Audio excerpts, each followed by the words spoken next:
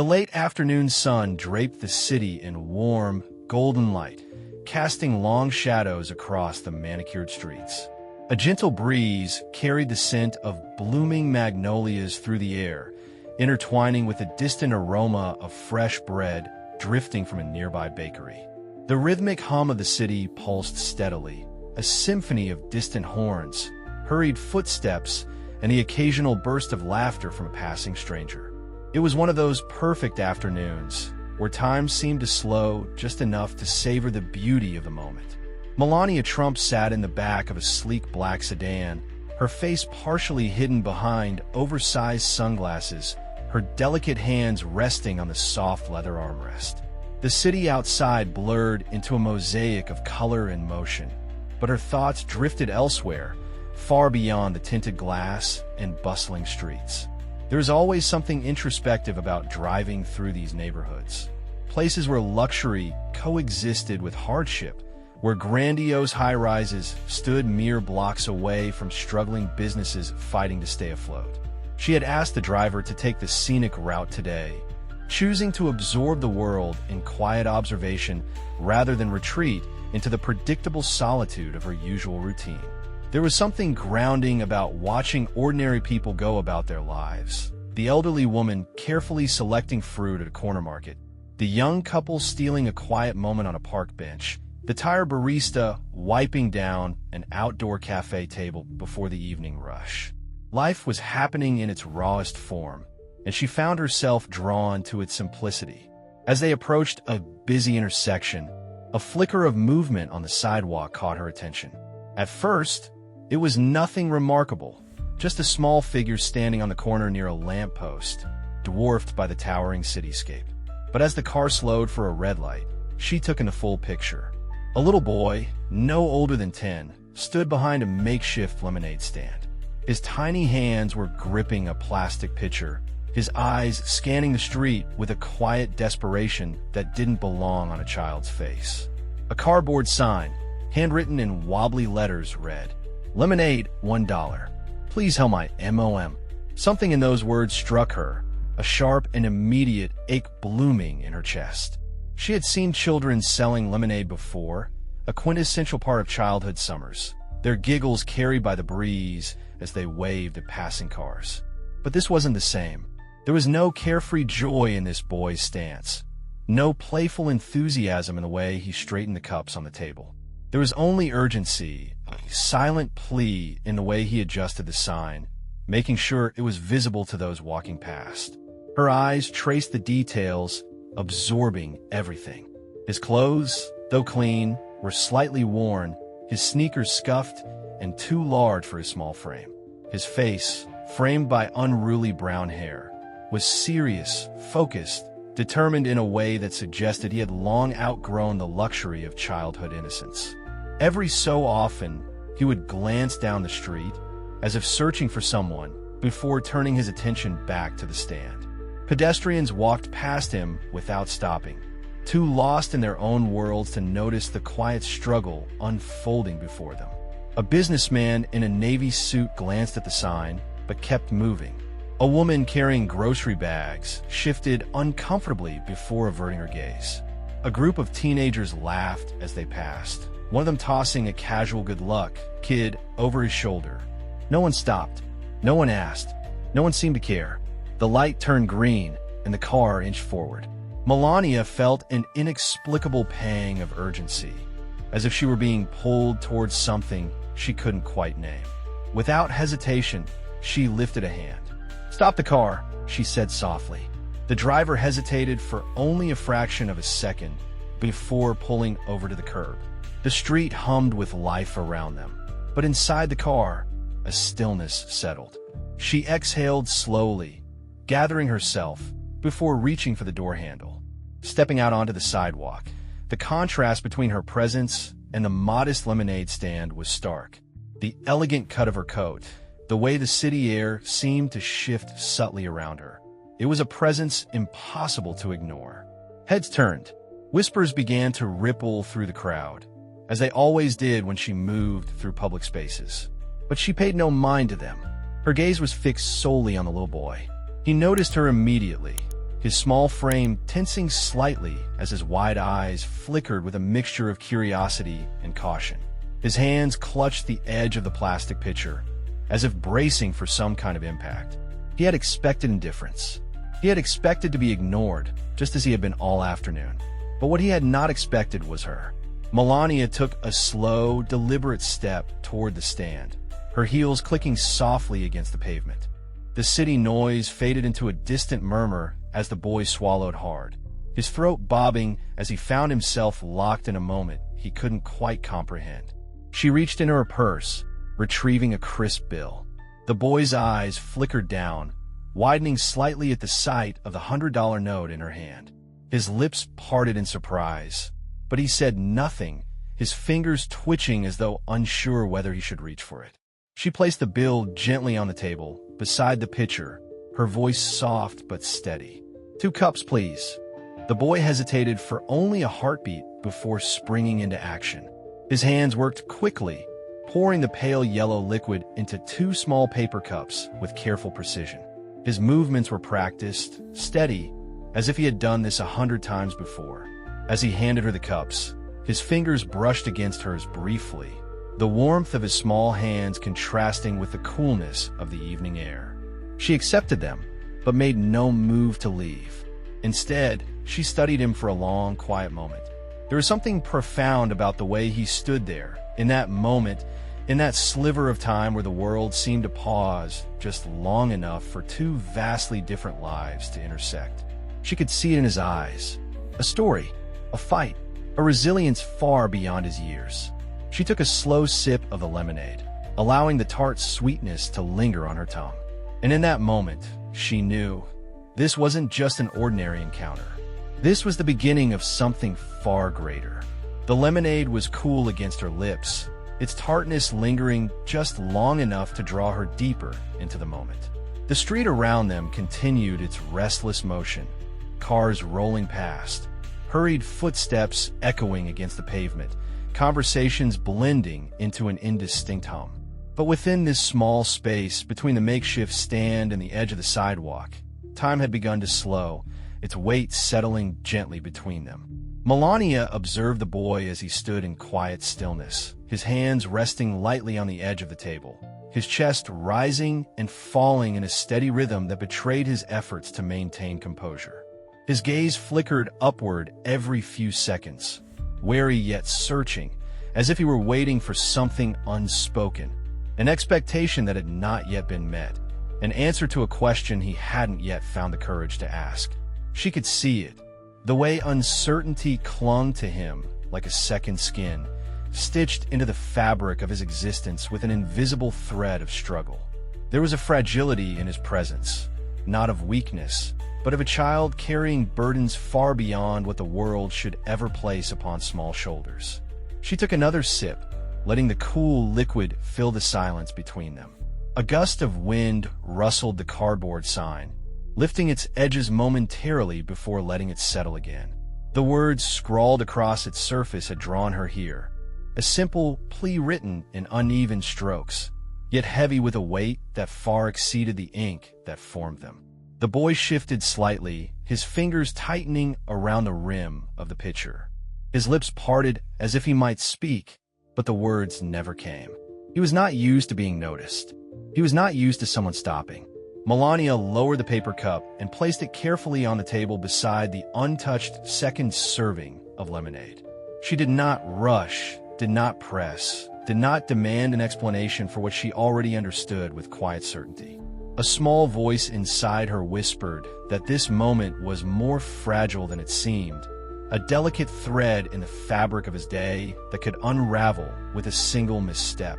So she remained still, offering not questions, but presence, a silent acknowledgement that sometimes the most profound conversations did not require words at all. The boy's fingers twitched slightly, his gaze flickering toward her hands before darting back to the street beyond.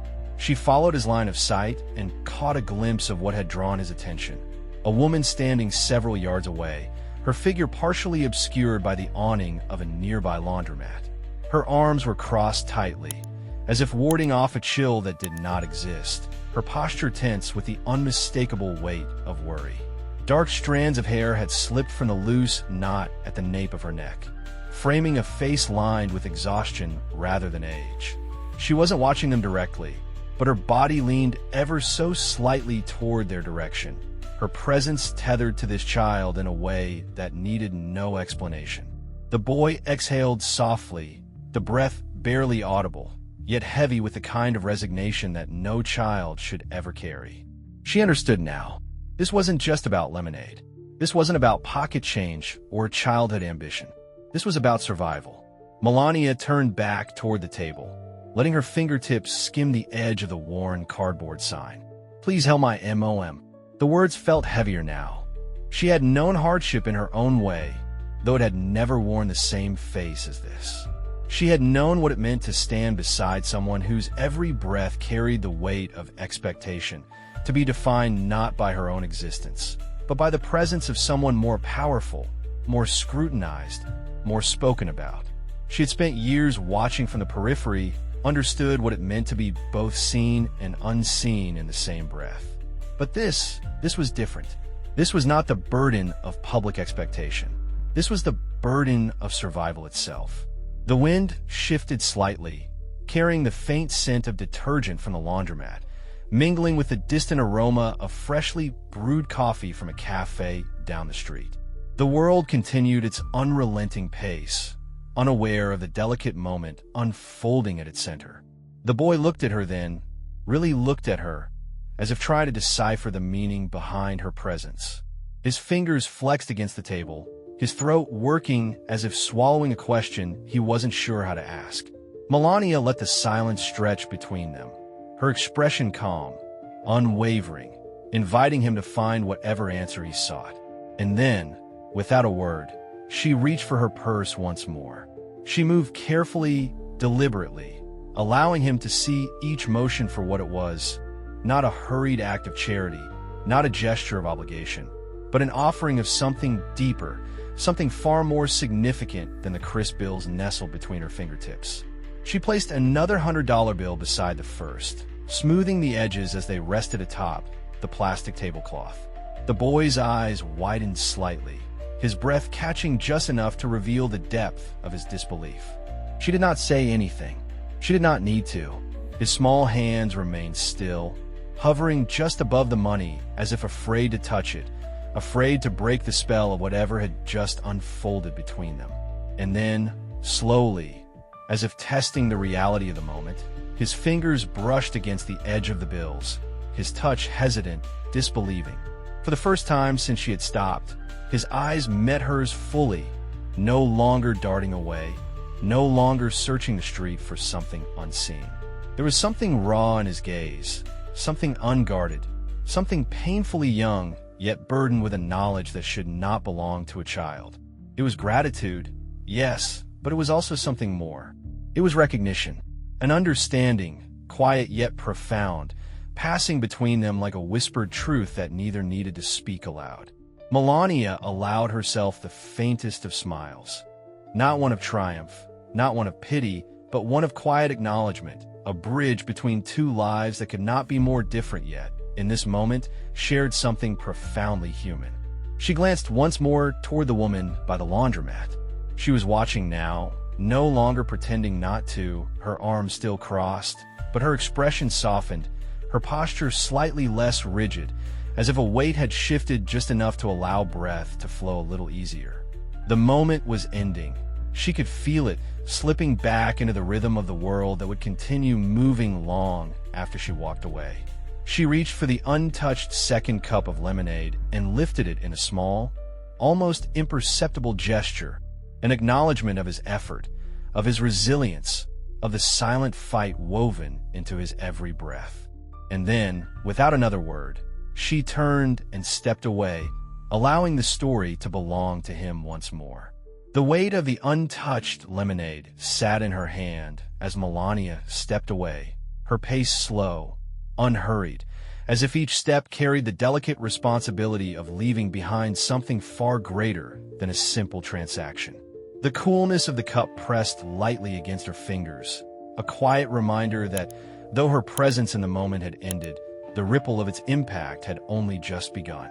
The street's rhythm resumed around her, pedestrians flowing past in steady waves, the city continuing its unrelenting motion as if nothing remarkable had just unfolded. To the casual observer, she was merely another figure slipping back into the current of the day, a passing presence in a world too preoccupied to notice the significance of small, quiet moments. But she knew better. She did not turn around, did not seek one final glance at the boy standing behind his makeshift stand, though she could still feel the weight of his gaze pressing against her back. She knew without looking that his small hands likely remained frozen above the crisp bills resting on the table, his mind grappling with the sudden, unexpected shift in the trajectory of his day. She imagined his fingers hesitating over the money, as if touching it too quickly might cause it to vanish, as if absorbing the reality of what had just occurred required time, space, and something deeper than mere comprehension. Her car remained idling at the curb, the driver standing just beside the rear passenger door, his expression composed yet subtly questioning. He had witnessed the moment from a respectful distance, had seen her step toward the lemonade stand with a deliberation that suggested more than casual curiosity. He did not ask for an explanation, did not press for details, but the weight of his understanding lingered in the brief nod he offered as she approached. Melania paused before entering the car, shifting her grip slightly to balance the cup in her hand. The faint condensation gathered against her skin, tiny droplets sliding down the surface, merging into a single stream before disappearing into the fabric of her coat. The simplicity of the moment struck her, the stark contrast between the luxury she carried and the quiet desperation woven into the boy's every movement. She exhaled softly, barely audible against the city's endless hum, before finally settling into the leather seat. The door closed behind her with a muted click, sealing her away from the world outside, yet failing to sever the quiet, lingering ache of the moment she had left behind. Through the tinted window, she caught a final glimpse of the boy's small frame standing at the edge of the sidewalk, his shoulders still drawn tight, his head tilted slightly downward as if struggling to reconcile the enormity of what had just transpired. The wind lifted the edges of the cardboard sign again, its message flickering momentarily before settling once more. Unchanged, yet now carrying something heavier, something deeper, an invisible thread tying two vastly different worlds together. The car pulled away, merging seamlessly back into the flow of traffic. Yet her mind remained anchored to the boy, to his small hands gripping the plastic pitcher, to the silent plea woven into his weary posture. She felt something settle deep within her, an unspoken promise forming in the quiet spaces between one breath and the next. This was not the end. She had spent years learning the delicate balance between presence and absence, had mastered the art of stepping into a moment with grace before retreating just as silently. But this time, something felt different. Her fingers traced the edge of the untouched lemonade cup, the smooth surface cool against her skin, its weight an unspoken reminder of the choice she had yet to make.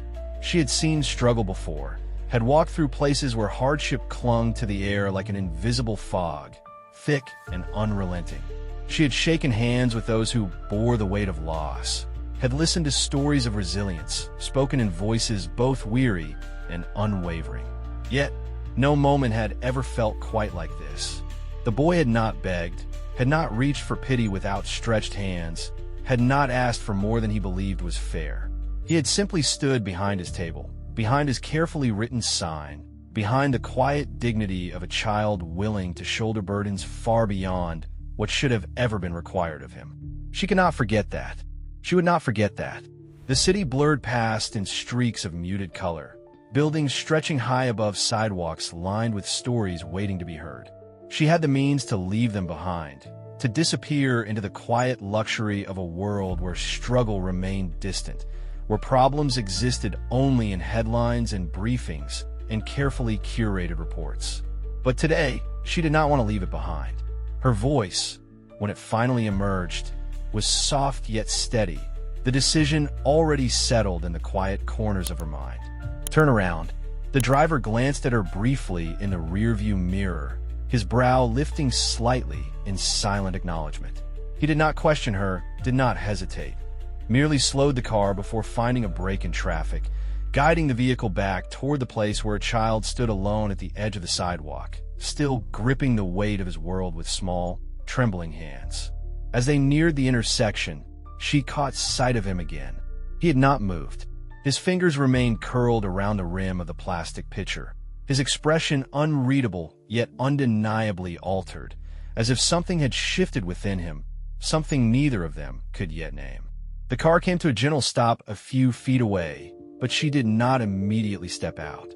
Instead, she allowed herself a moment to simply watch, to absorb the way the evening light caught the strands of his tousled hair, to notice the way his eyes flickered toward the laundromat, where the woman she now understood to be his mother still lingered, her posture tense, uncertain.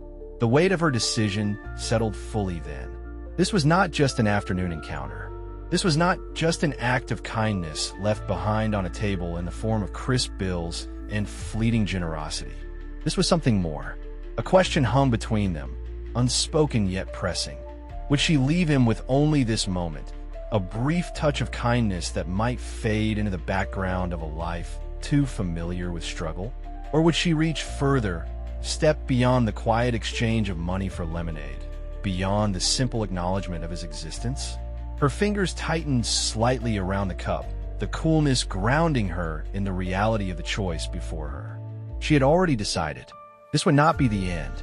The hum of the city pressed against the car's tinted windows, but inside, a quiet stillness settled, stretching across the space like an unspoken question. The weight of her decision had already been made, though its shape was still undefined, waiting to take form in the moments that followed. Through the glass, Melania watched the boy shift his weight slightly, his small fingers still curled around the plastic pitcher, his gaze darting between his cardboard sign and the passing pedestrians who continued to ignore him. The bills she had left on his table remained untouched, as if he were still struggling to accept the reality of their presence, as if grasping them too quickly might cause them to disappear. But it was his mother who held her attention now, the woman who had stood in the shadows of the laundromat, watching but never approaching, her presence tethered to her child like an invisible thread too frayed to pull tight.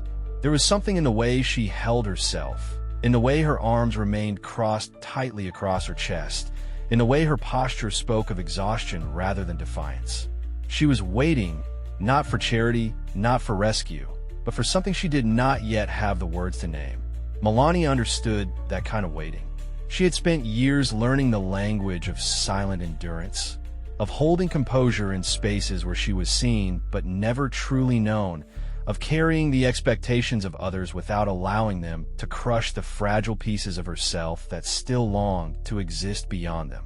She took a slow breath, allowing the moment to settle before reaching for the door handle.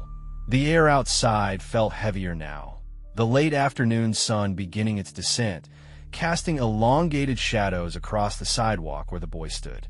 She stepped onto the pavement with quiet purpose, her heels clicking softly against the concrete, the sound swallowed quickly by the city's endless rhythm. This time, the boy noticed her approach instantly. His body stiffened slightly, his eyes widening with something between recognition and disbelief, as if he had convinced himself that her presence had been a fleeting anomaly, a moment of kindness that had already dissolved into memory. But she had returned, and that simple fact alone shifted something in the air between them. She did not walk toward the table this time. Instead, she turned toward the laundromat, her gaze finding the woman still hovering near the entrance, her expression caught between wariness and quiet surrender. For the first time since she had arrived, their eyes met. Melania saw it then, the weight of 1,000 unspoken worries etched into the lines around her mouth, the careful restraint in the way she held herself, the quiet battle between pride and desperation flickering behind tired eyes that had long stopped expecting kindness. She did not hesitate. She stepped forward with measured grace, closing the distance between them, allowing the space to shift, to redefine itself not as a boundary, but as an invitation. The woman tensed slightly, her shoulders drawing inward, her hands gripping the fabric of her sweater as if bracing for something she could not yet name. Melania did not offer empty words of sympathy, did not press her presence upon the woman with the expectation of gratitude or recognition. Instead, she simply stood before her, allowing the weight of her intention to settle, to be felt rather than spoken. A long silence stretched between them, filled with the quiet hum of passing cars, the distant chatter of pedestrians, the faint metallic rattle of a nearby shopping cart being pushed down the street. And then, slowly, the woman exhaled. It was not relief. It was not surrender. It was something far more fragile, a moment of acknowledgement, of understanding, of silent permission for this exchange to exist without pretense or expectation. Melania reached into her purse once more, her movements deliberate, measured, ensuring that what she offered was not mistaken for pity, but rather the recognition of a struggle too vast to be carried alone. She withdrew a second stack of crisp bills, not as a mere continuation of the gesture she had made earlier, but as something more intentional, more permanent. She extended her hand, palm open, fingers resting lightly against the paper, her gaze unwavering as she silently willed the woman to accept what had been placed between them. The hesitation was almost imperceptible, a slight tightening of the woman's jaw, a flicker of resistance that spoke not of ingratitude, but the painful familiarity of being overlooked, of being offered scraps rather than dignity, of being seen as a burden rather than as a person worthy of something more than survival. And then, with a slow, trembling breath, she reached forward. Her fingers brushed against Melania's, warm and roughened by labor, by sacrifice, by the relentless weight of carrying a life that had not been kind to her. She did not look down at the money, did not count the bills or measure their worth. Instead, she looked at Melania, and for the first time, something softened in her eyes. Not gratitude, not relief, but the quiet, fragile recognition of a moment that had been given freely, without expectation, without condition. A promise, unspoken yet understood. Melania held her gaze for a moment longer, allowing the weight of the exchange to settle before stepping back, allowing space, allowing breath, allowing the moment to belong not to her, but to the woman who had fought too long, too hard, to be defined only by the struggle that had brought her here. A shift passed between them, quiet yet profound, the kind of shift that did not fade with the closing of a door or the turning of a page. She turned back toward the boy, who still stood by his table, his small hands now gripping the edge of his sign, his expression unreadable but undeniably changed. This was not the end. This was not just an afternoon encounter, a fleeting moment of kindness that would dissolve into memory. This was something more, the quiet strength of hope, the undeniable weight of being seen. And as she stepped away, her heart carried not the weight of what she had given, but the quiet, steadfast knowledge that small moments just like this, had the power to change everything. The evening light stretched long and golden across the pavement, casting soft halos around the figures that still lingered near the lemonade stand. The weight of what had just passed between them hung in the air, unspoken yet undeniable, like the last note of a song that refuses to fade into silence. Melania allowed herself one final glance toward the mother, whose hands now trembled slightly as she held the small stack of bills, not in greed, not in desperation, but in the stunned realization that, for the first time in a long while, she was no longer alone in her struggle. The boy stood frozen beside the table, his eyes darting between his mother and the woman who had, in a matter of moments, altered the course of his understanding. His small fingers, still gripping the cardboard sign, twitched slightly as if wrestling with the impulse to let go, to release the burden he had carried for too long. He had spent the afternoon watching people pass without pause, had measured kindness in spare change and brief nods of acknowledgement. But this was different. Melania took a slow step back, giving space, allowing them the moment to process what had just happened without the expectation of immediate words. This was not a grand gesture meant for cameras, not a fleeting act of charity designed to be remembered only in headlines. It was a simple offering of dignity, a quiet act of seeing someone fully, of recognizing their fight without diminishing the strength it had taken to endure. She had done what she came to do, and yet she knew the story was not truly over.